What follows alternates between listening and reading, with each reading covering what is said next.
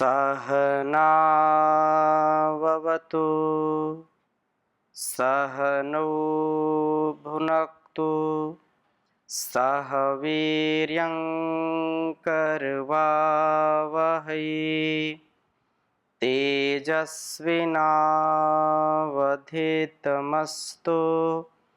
मा विद्विषावहै। ओम शांति शांति शांति।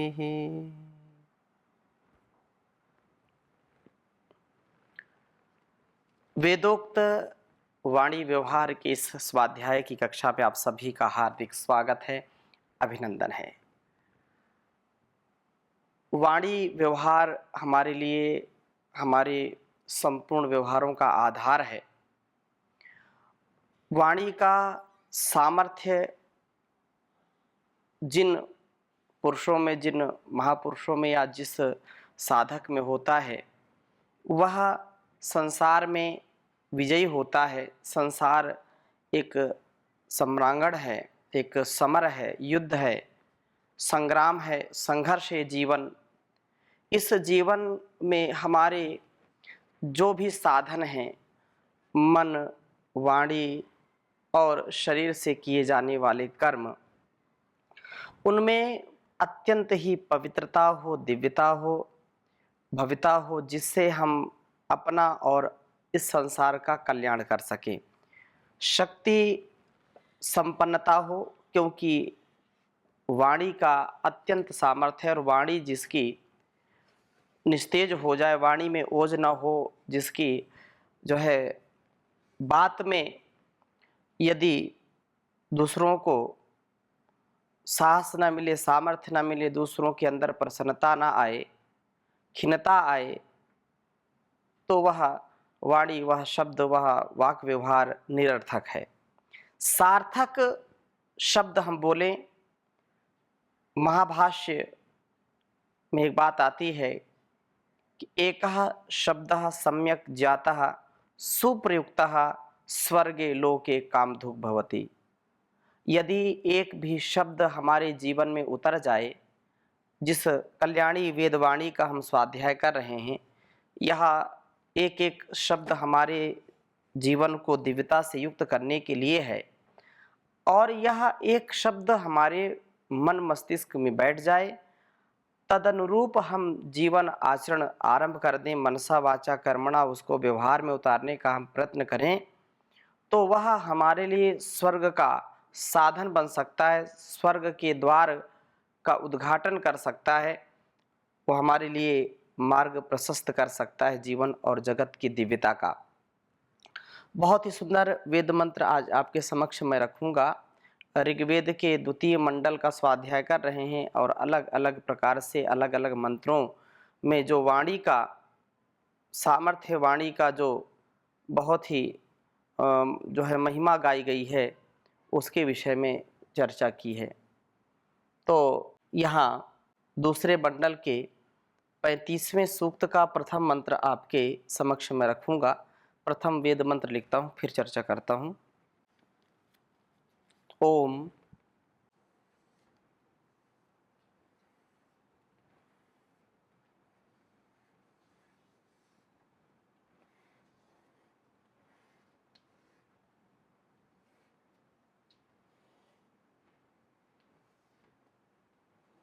उपेमसृक्षि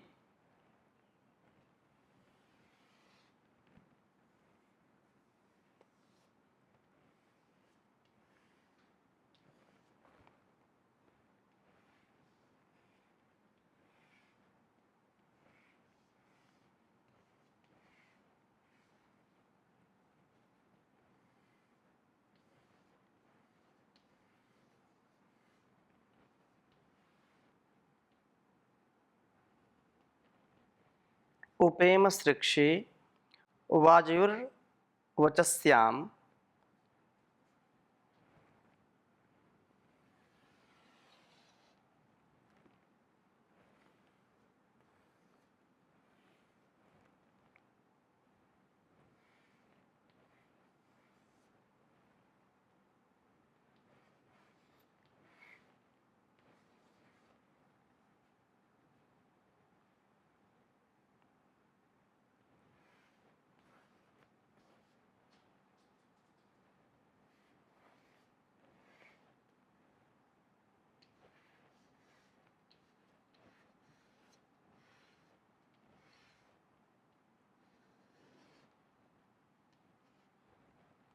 वाजयुर्वचस्यां च नो दधीत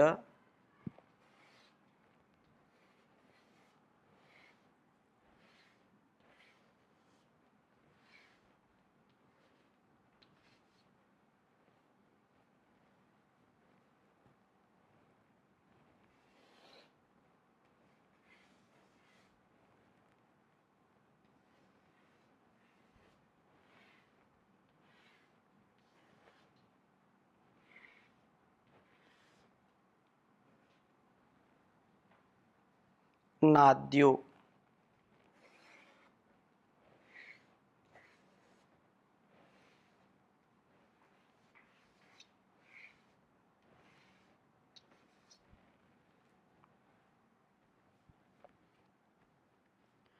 गिरो में।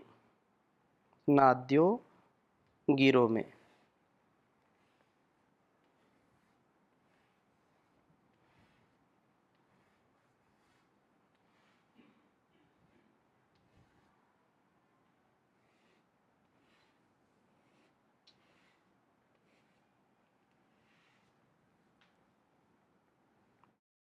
अपां नपादाशुहेमां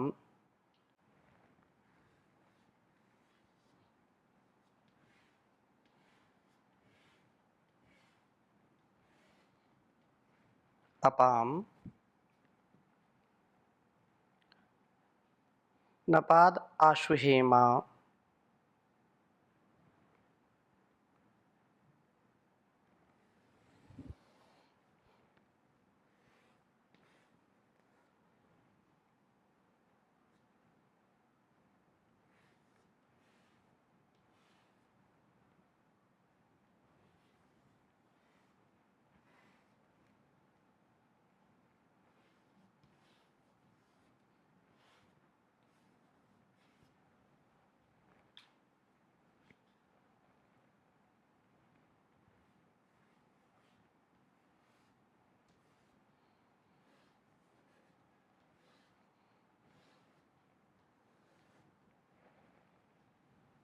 नपादाशुहेमा कुवित्स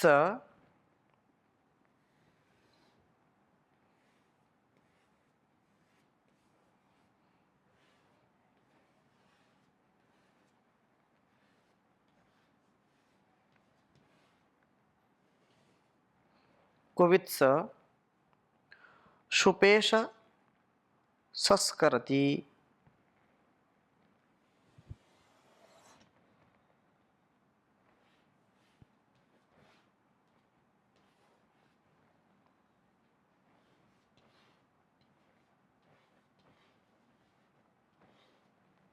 सुपेश संस्करति।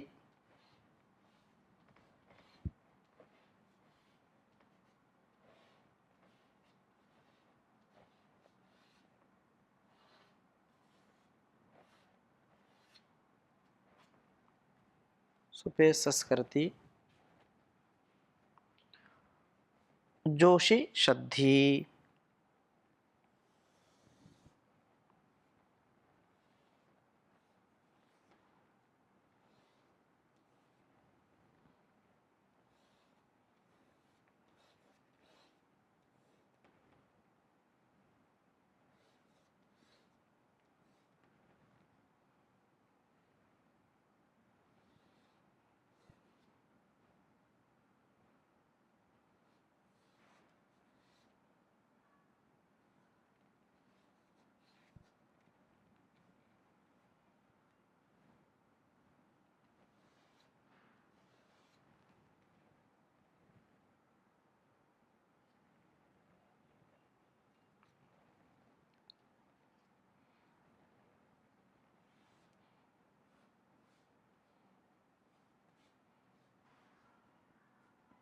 ऋग्वेद के द्वितीय मंडल के 35वें सूक्त का पहला मंत्र है।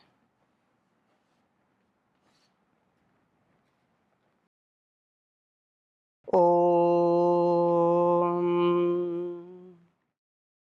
उपेमसृक्षे वाजयुर्वचस्यां च नो दधीत नाद्यो गिरो मे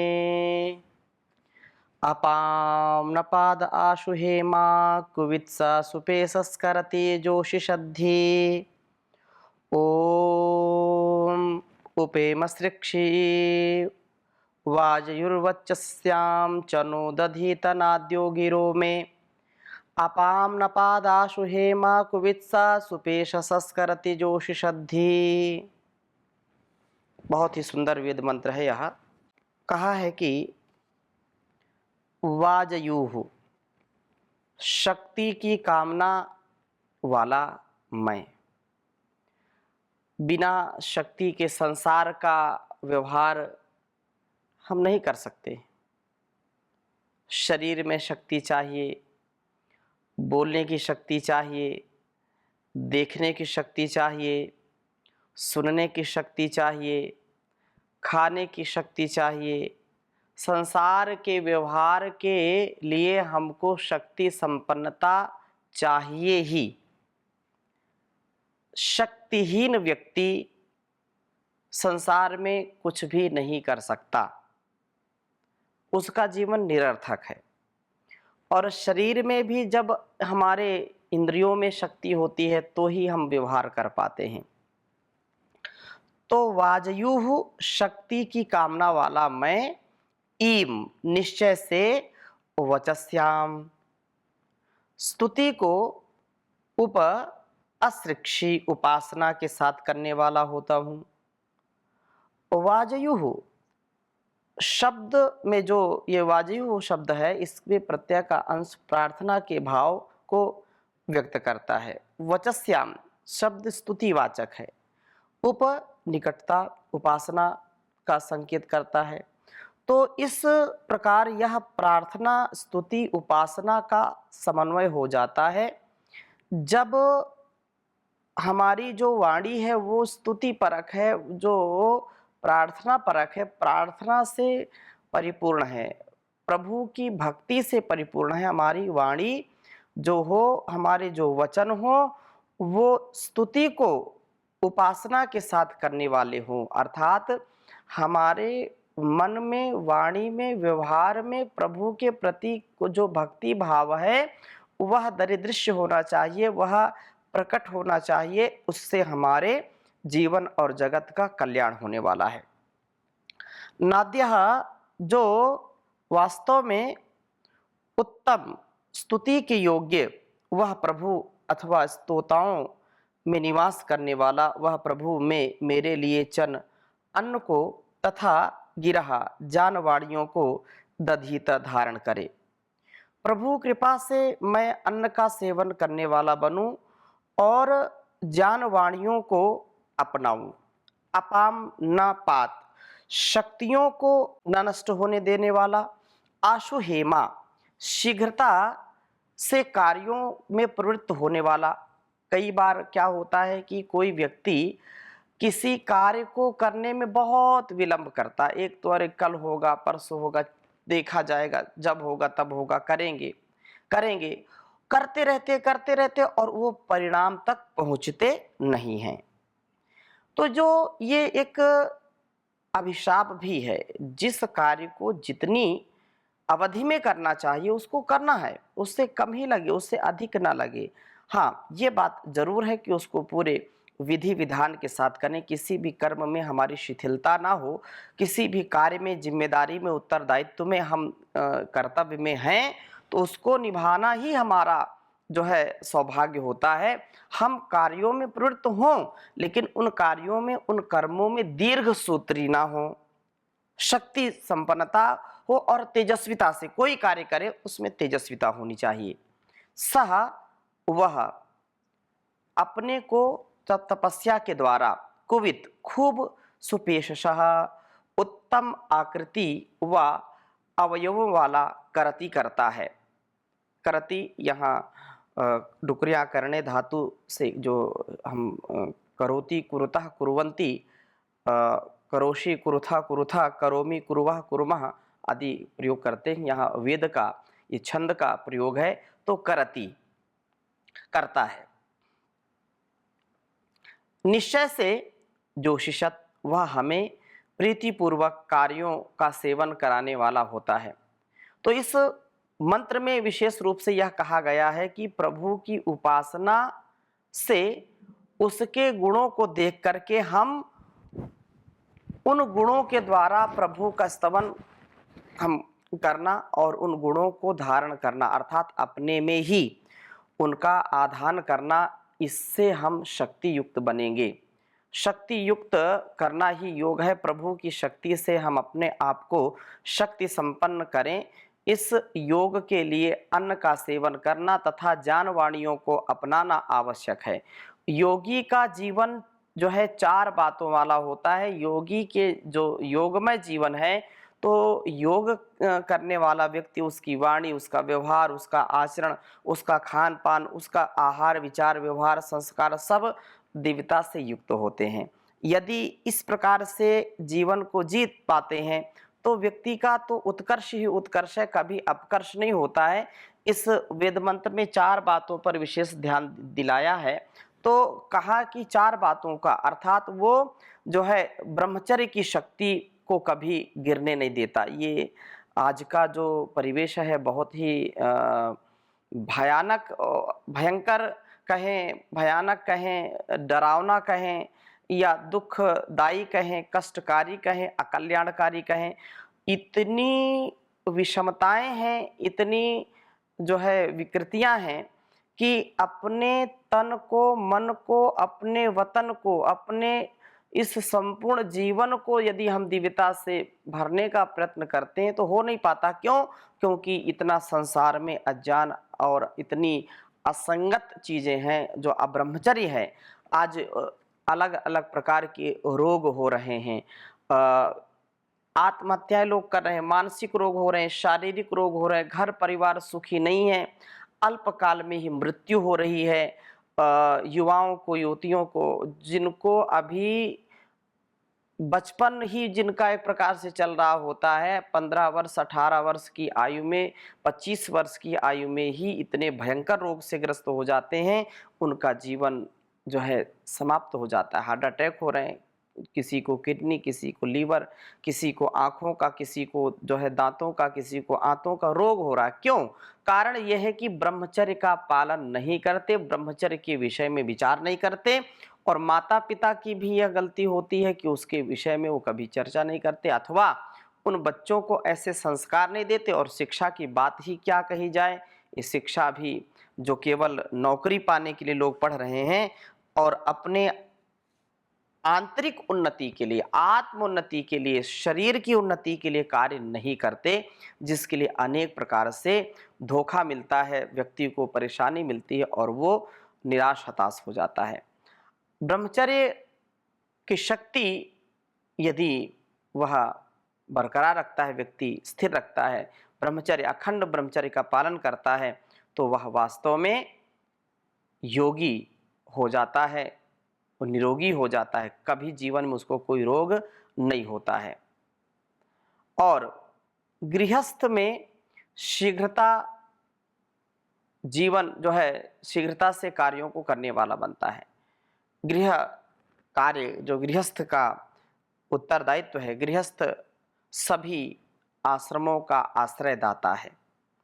तो वो गृहस्थ भी धन्य है जहाँ पर पति पत्नी संयमित रूप से, व्यवस्थित रूप से, शुद्ध ज्ञान, शुद्ध कर्म, शुद्ध उपासना से युक्त हैं, जिनका आहार शुद्ध है, जिनका विचार शुद्ध है, जिनका व्यवहार शुद्ध है। ऐसे गृहस्थ का पालन करना और उत्तम कार्यों में संलग्न रहना, उत्तमता से करना और उत्तरोत्तर अभिवृद्धि को प्राप्त करना। तीसरी बात, वानप्रस्थ में अपने को तपाने का, तप और स्वाध्याय का जो है व्यवहार जिसका है, तप का और स्वाध्याय का संस्कार जिसका है, फिर उससे भी उत्तम आकृति वाला बनता है। संन्यास जो चौथा सोपान है, संन्यास में स्वयं कार्य करता हुआ, लोगों को क्रियामय जीवन की प्रेरणा देता हुआ, अर्थात जोशयेत सर्वकर्माणि विद्वान युक्तः समाचरण। तो जैसे यहाँ भी इस बात को कहा है कि जोशिषद्धि स्वयं भी उत्तम कर्मों को करे और अन्य लोगों को भी उत्तम कर्मों में लगाए। श्रीमद् भगवत गीता में भी इसी बात को कहा है कि जो शयेत सर्वकर्माणि विद्वान युक्ता समाचरण, अर्थात वह अपने जीवन में भी उत्तम कर्मों का आधान करने वाला हो तथा दूसरों को भी प्रेरित करे। जोशयेत, जोश मतलब जोश दिला दिया, अरे इसको जोश, बहुत जोश आ गया, ऐसा व्यक्ति बोलते हैं। तो यहाँ पर विशुद्ध रूप से संस्कृत का शब्द है जोशयेत, प्रेरित करे, उसको भी उत्साह से युक्त करे कि वह व्यक्ति भी सुकर्म में, अच्छे कर्म में, ज्ञान, भक्ति और निष्ठापूर्वक विवेक वैराग्य से युक्त होकर के अपने संपूर्ण कर्मों का अनुष्ठान करें। ये बात निसंदेह है हमको समझनी चाहिए कि हमारा जैसा व्यक्तित्व होगा, हमारा जैसा वाणी व्यवहार होगा, हम दूसरों को भी वैसी ही प्रेरणा करते हैं। अच्छे व्यक्ति वही होते हैं जो अपना भी और दूसरों का सदा ध्यान रखते हैं, अपनी वाणी को भी संयमित रखते हैं और दूसरों की वाणी को भी संयमित करते हैं कि नहीं, अगर एक बार भी उसने गलत बोला है तो उसको समझाते, नहीं नहीं ऐसा व्यवहार नहीं करना, ऐसी वाणी नहीं बोलना, ऐसी वाणी बोलिए मन का आपा खोए, औरन को शीतल करे आपहु शीतल होए रे कबीरा, आपहु शीतल होए। तो हम ऐसी वाणी बोलें जिससे हमारा भी और दूसरों का भी कल्याण हो, हम भी प्रसन्न रहें और दूसरों को भी प्रसन्नता मिले, तभी जो है हमारे जीवन का कल्याण होगा। और ये कल्याण कब होगा? भगवान मेरे इस जीवन का कल्याण न जाने कब होगा, जिससे भय भ्रांति मिटा करती वह जान न जाने कब होगा, जिसने निज दोष दिखा करते प्राणी अपराधों से डरते, उस सद्विवेक का मानव में सम्मान न जाने कब होगा। अच्छे दिन बीते जाते हैं, गुरु मन समझाते जाते हैं, भोग स्थल से योग स्थल में प्रस्थान न जाने कब होगा, शीतलता जिससे आती है सारी अशांति मिट जाती है, वह नित्य प्राप्त है प्रेम सुधा पय पान न जाने कब होगा।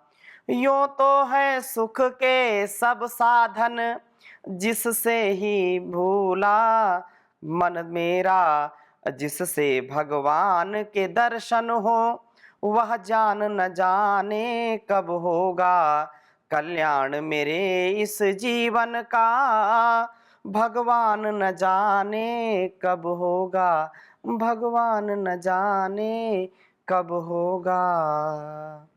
ओम शांति शांति शांति।